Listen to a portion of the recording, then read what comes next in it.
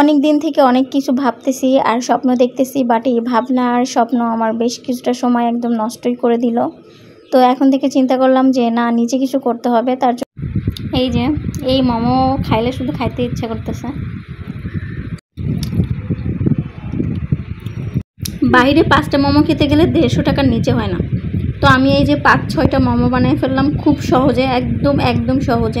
শুধু একটা চাকরির আশায় থেকে জীবনের অনেকটা সময় নষ্ট করে ফেলতেছি, তাই ভাবলাম এবার একটু অন্য চিন্তা ভাবনা করি, দেখি কেমন হয়।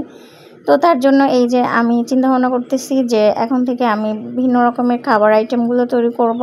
আর এগুলো যদি আমার প্রিয় ভাই বোনদের পছন্দ হয় তাহলে তারা অবশ্যই অর্ডার করতে পারবে।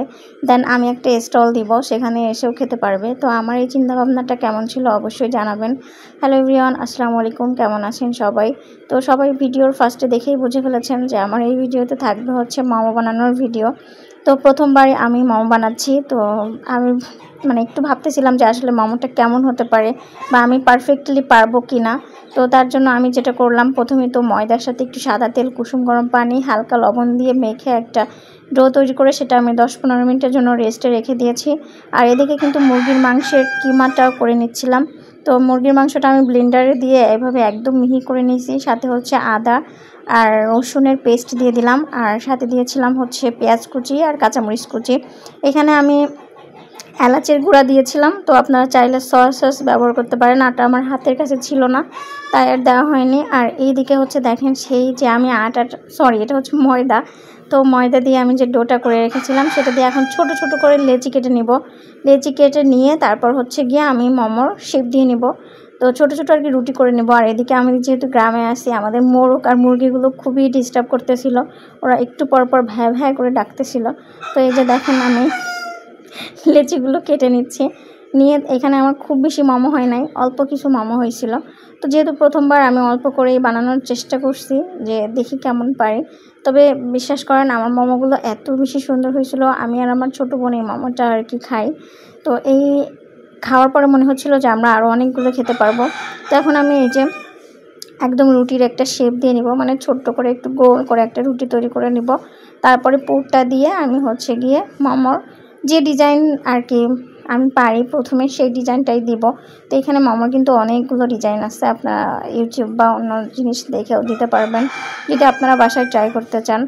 তো এই যে দেখেন আমি দেখাচ্ছিলাম রুটিটা ঠিক আমি কীভাবে বানিয়ে নিলাম। খুব বেশি পুরো না, আবার একেবারেই পাতলা না। তো এই যে দেখেন, আর আমি কিন্তু একদম অল্প পরিমাণে হচ্ছে আজকে মোমোর পুরটা তৈরি করে নিয়েছি, কারণ আমার ফ্রিজে বেশি মাংস ছিল না, অল্প পরিমাণে মাংস ছিল। আর যেহেতু প্রথম দিন বাসায় খাবো, তো তার জন্য অল্প করে ট্রাই করে দেখতেছি। ভাবতেছিলাম যদি নষ্ট হয় তাহলে এর উপর দিয়েই যাবে। তো এই যে এখন আমি হচ্ছে মোমোর শেপটা দিয়ে নিব। অনেক বেশি কি বলবো, আমি সংকোচ বোধ করতেছিলাম। আরও যেহেতু ভিডিও করতেছি, কিছু কথা আজকে শেয়ার করব। কথাগুলো হলো, মনে করেন আমি এই পেজটা প্রায় 2 বছরের মতো চালাচ্ছি, বাট আমি পেজ অন করার অনেক পরেও অনেকেই অনেক পেজ অন করছে, তারা সেখান থেকে টাকা পয়সা ইনকাম করতেছে, নতুন করে আবার নতুন অনেক কিছু শুরু করতেছে। যেমন মনে করেন রাজশাহীর এই যে রাজশাহীর তুলিয়াপাড় আশেপাশে যারা থাকে, এই যে চাচি, দেন মেঘনা আপু, দেন আরও অনেকেই, তারাই রেগুলার যে ভিডিওগুলো দেয় সেগুলোই জানি না অডিয়েন্স অনেক বেশি পছন্দ করে। আর তাদের ভিডিওর ভিতর হয়তো অনেক ভালো কিছু পাই, যেটা হয়তো আমরা করতে পারি না। তো এই জন্য হয়তো আমি 2 বছর ধরে কাজ করার পরেও আমি সফলতা পাচ্ছি না। আর কেন পাচ্ছি না এটাও হয়তো আমি ভালো করে জানি না, হয়তো বা আমার কোথায় ভুল আছে, থাকতেও পারে।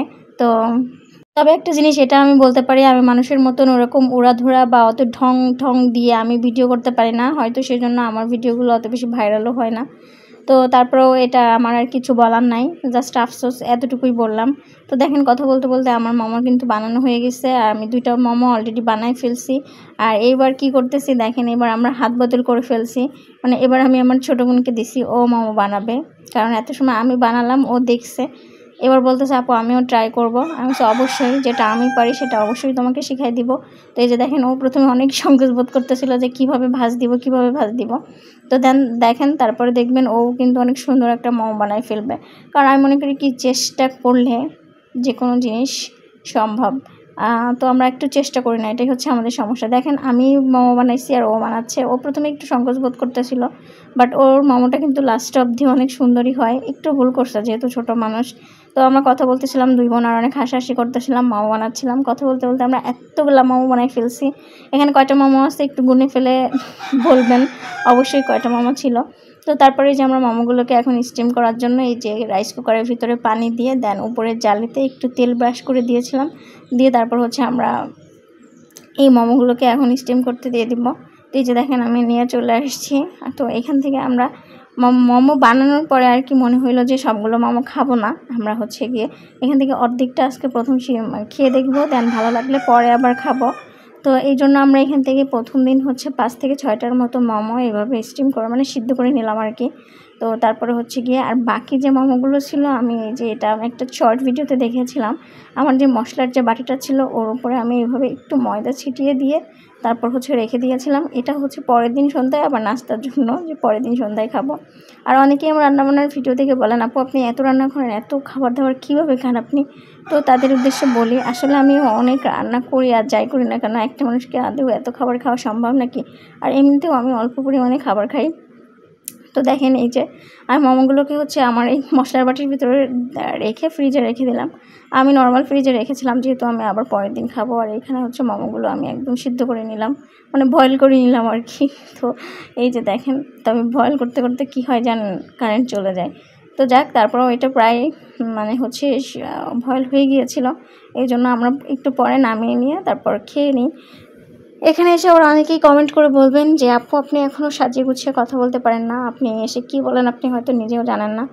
আমি যেভাবে কথা বলি, মানে আমি আমার ঘরে যেভাবে কথা বলি আপনাদের সাথেও ঠিক সেইভাবে কথা বলার চেষ্টা করি। তো প্রথমে একটা মোমো আমরা এখানে এনে 2 বোনে একটু খেয়ে দেখলাম কেমন হয়েছে। তো মাশাআল্লাহ অনেক বেশি মজা হয়েছিল, বিশ্বাস করেন। আমার মনে হচ্ছিল যে আমি নিজ হাতে এত ভালো করে যে মোমো বানাইতে পারবো, সত্যি আমার বিশ্বাস হয়নি। তো আমরা এই যে বাইরে থেকে সস নিয়ে আসছিলাম, তো এখানে আমরা 2টা সস ঢেলে নেই আর এখন এই মোমোগুলোকে খেয়ে নিব। তো সত্যি আসলে দারুণ হয়েছে। আমার এইভাবে মোমো বানানোটা হয়তো অনেকেরই পছন্দ হবে না, বাট অনেকেই আবার পছন্দ করবে। আমি একদম সহজ উপকরণে এই মোমোগুলো বানিয়েছি। আর যেহেতু আমাদের মাংসের পরিমাণটা অনেক কম ছিল, এই জন্য মাংসের পুরটা একটু কম হয়েছে।